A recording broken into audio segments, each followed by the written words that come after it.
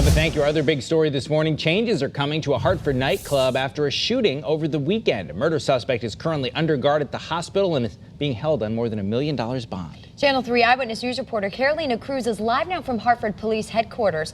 And Carolina, we're learning that detectives were familiar with this nightclub, right? They absolutely were. That's because there have been incidents there before. We know that because of those incidents, police officers, they were outside the club, and they typically do that around closing time. They've been doing that for about 2 to 3 months now, and they haven't had any incidents. But after this weekend's shooting, well, that club is temporarily shut down.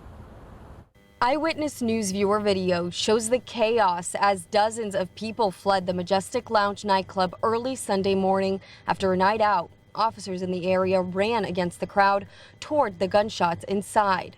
They found 5 people shot, one of them already dead, 28-year-old Marquis Treadwell. The other 4 victims are recovering, 2 women, a 19 and 30-year-old, and 2 men, a 30 and 34-year-old. These individuals were known to each other. They weren't strangers. They were known to each other when the gunfire erupted. A Hartford police lieutenant and the club owner met yesterday. The club will have to hire 4 police officers for security, both inside and outside the club. The club can't reopen until they comply.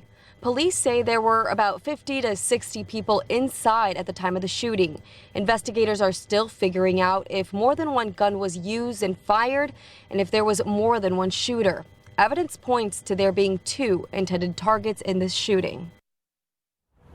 Mothers United Against Violence will be holding a vigil tonight at 6 outside of the club for the 28-year-old who was killed, Marquis Treadwell. And then we also know that one person is being charged in this case with multiple charges, including murder. You can read more about him and also the other victims on our Channel 3 app. Reporting in Hartford, I'm Carolina Cruz, Channel 3 Eyewitness News.